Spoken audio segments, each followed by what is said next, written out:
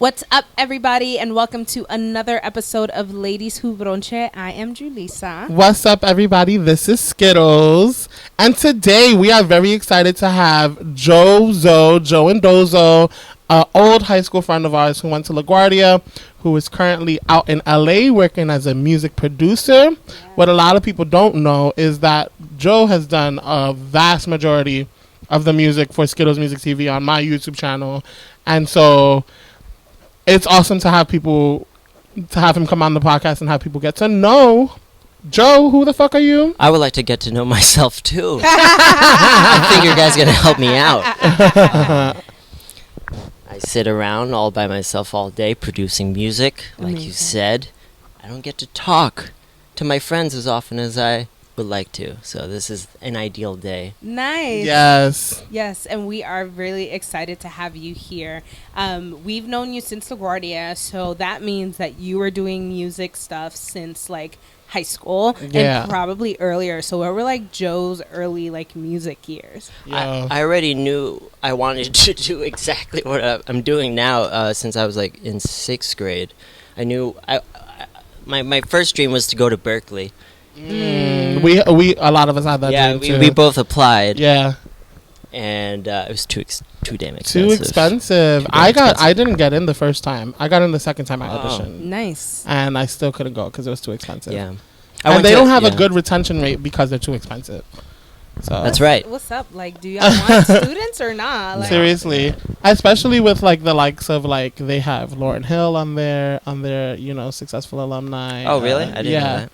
Like, I think she only went for like a couple of semesters, but the best do. The best do sounds like all of the LaGuardians who like the most successful ones like didn't fully finish. Like Al Pacino did not finish. Azalea Banks did not finish. No. Did Nikki finish? I think she did. Nikki I think finished. she Atta did. girl. Yeah, she atta did girl. it. Yeah. Finish. Jen Aniston probably. Yeah, Jen Aniston. Yeah, we had a few good ones. But then how'd you find LaGuardia? I went to a magnet middle school for the arts, and I was in the music program there, and a lot of my friends there also went to LaGuardia. Nice. So that was the path. And then when you got to LaGuardia, what did you major in? What did music? Yes, obviously music. I know you for playing the guitar. Right. But that was in the music singers. No, yeah. I couldn't audition with guitar. I think I did though. But I played trumpet my first year. Yo. Nice. I was 4th trumpet in any band. I was 4th trumpet in middle school, 3rd trumpet in freshman year, and but I stuck to it. Yes. Nice. I'm not 1st trumpet, but I'm first me. Yay. Yes. So like my first memories of you getting to work with you were in New Music Singers. We obviously had other classes together. When did you start? For the people who don't know, New Music Singers was a class for songwriting. Yeah. When did you start writing music? 6th grade. Yeah. Ooh. Yeah. I remember I made I started writing songs around then, and I bought myself like a 4-track cassette recorder, and that's how I first recorded myself. Nice. Just overdubbing and onto cassette tape, and eventually I made it like an album in like 7th grade. What was it called? Waiting for Something. Hey, that is the most 7th grade emotional shit I've ever heard. Last time I went back home, I found that CD. I sold it to all my friends and stuff and teachers. And How much? How much for the mixtape? I don't know, $7 maybe. Wow, damn! I mean, expensive. $5. Like, I made more then than now, I think. Word. Yeah, it was direct to me. There's no funneling of the money. Oh, $7. But I listened back to that record and I feel the same way still. Oh, I haven't changed. I was like, I'm still waiting for something. Yes, still waiting for something. We're all still waiting for something. Still waiting for. I think back then I was waiting for the bus. Yeah. I was saying about waiting for like the bus to take me home after school. I don't know, but right now there's no bus. I don't know what I'm waiting for. Something spectacular. I bet. So then you graduate from LaGuardia and you go to Purchase. Right, SUNY Purchase, State University of New York. Great school. Amazing school. I loved being there. I'm still friends with a lot of people that I met through there, so it was worthwhile. Yeah. It was a worthwhile time. Word. And so after you got to Purchase, so, we'll get into later a bit of your story and how you got here. But I want to learn a little bit more about Joe and your brunch habits. Mm-hmm. Oh. So, Joe, what is your favorite brunch plate? It would be some type of egg dish. How do you like your egg Scramble that egg up. Yeah, you like scrambled? 4 eggs, 3 eggs. The more. The merrier. The more eggs, the merrier. You gotta eat eggs. Yeah. If you're vegan, eat eggs. Funny. Don't skip the eggs. Eggs are honestly, not for nothing, I really do love eggs. I love eating eggs prepared in several different ways. I have a certain affinity to hard-boiled eggs. I really like hard-boiled. I love deviled eggs. Yes, deviled eggs. I love deviled eggs too. I love potato salad, Dominican style with the eggs. Yes, with the eggs in it. That's Dominican style because we were just talking about Latinx style. Okay, we're not gonna do this whole it's Puerto Rican, it's Dominican. Next thing Joe's gonna jump and say it's Filipino. It's Filipino. I don't know, but the potato salads that include egg to me are top-notch potato salad. I love me a good egg salad sandwich. Yeah. Have you had there's deviled egg potato salad? Yes. I have. It's delicious. I haven't had that. It's really good. It's really good. Not my I want to be in your corner of heaven right now.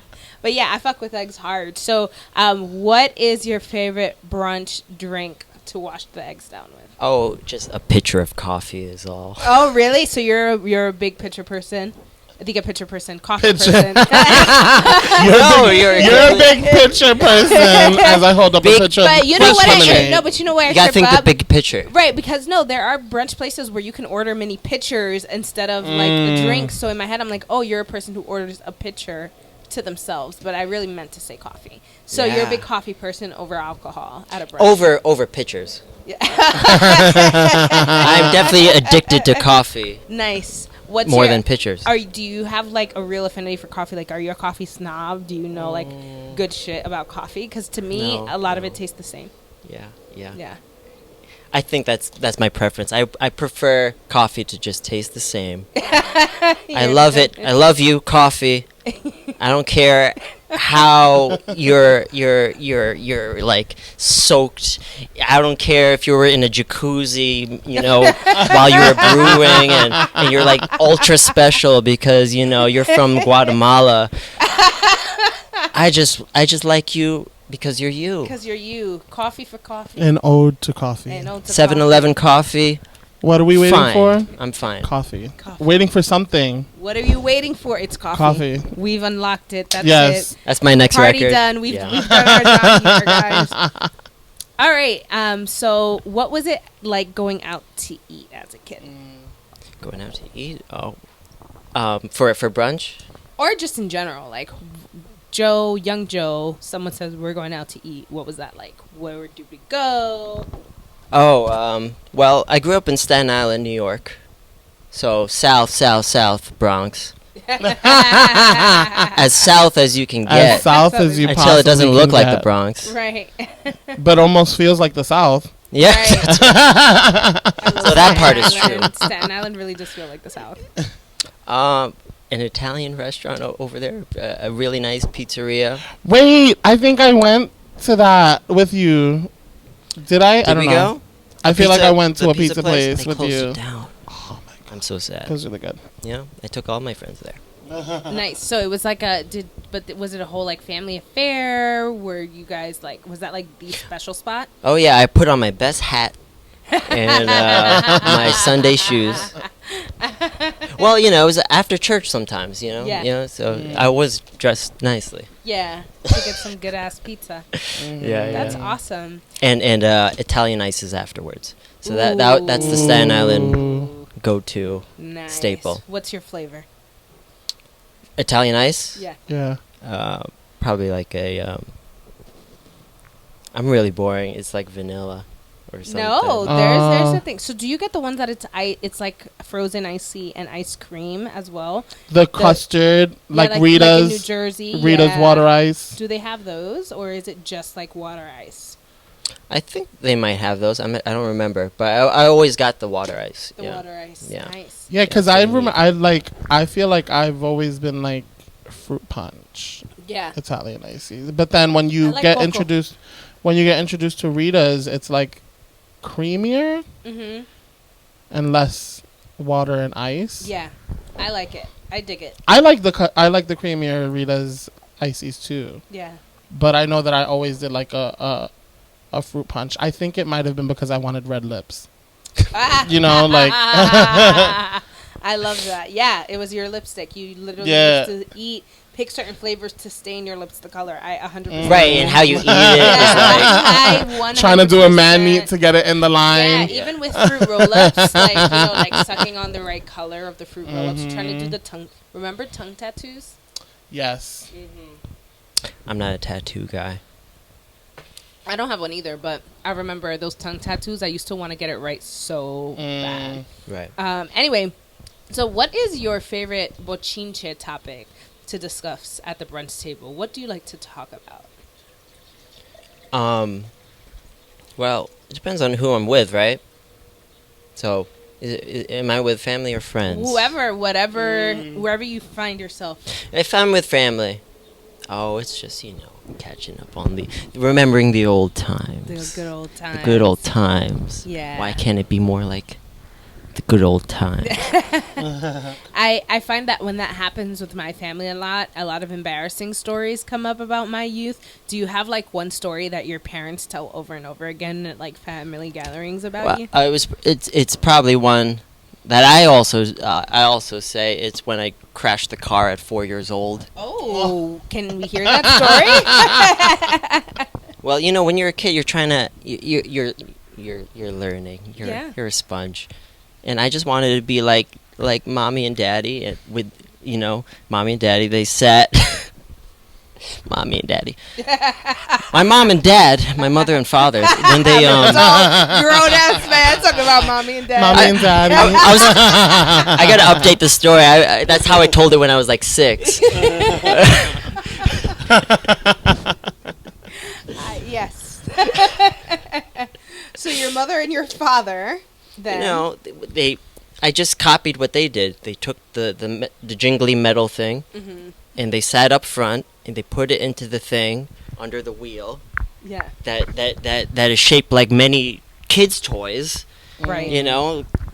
So I mimicked that, and I started the car one day, and I had my sister with me in the passenger seat, and I live on a busy street on Staten Island, and I remember we rolled out of the driveway, and we crashed into a van, and the next memory was like my mom like screaming, like and like and I'm like, why are you mad? Oh my god! I did a fun thing. Yeah. And then the cops came, assessed, and I remember that the damage on that car, right? Till to this day. The ass whooping you would have gotten if it were my family. Yeah. Wow. Yeah. Wow. At 4, don't even care. and I had my 3-year-old sister next to me. The ass whooping of your life at 4, and you would have never learned to drive from the trauma that would have gone into your veins. My sister hasn't learned how to drive yet, but I did, and I think I've overcame that trauma. Yeah. This lemonade right now. Yeah. So can you tell us a little bit about this lemonade we're drinking, Juan? So this lemonade is poppin'. It was brought to you by Joe Endozo. Limondozo.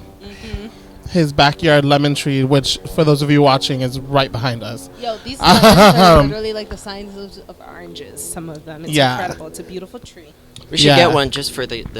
Let me grab one. Just to show. We're gonna get this demo. They won't believe you. I'll reach you. How big? I'll reach and get it. So okay, you got it. Yeah, you're closer. I'll Vanna White this. So what's happening here is, I think this one's closer already. So these lemons are quite huge. They're literally the sizes of oranges. And so you could make a whole pitcher, with just a couple of these. And it's so good. How often do you make lemonade, Joe?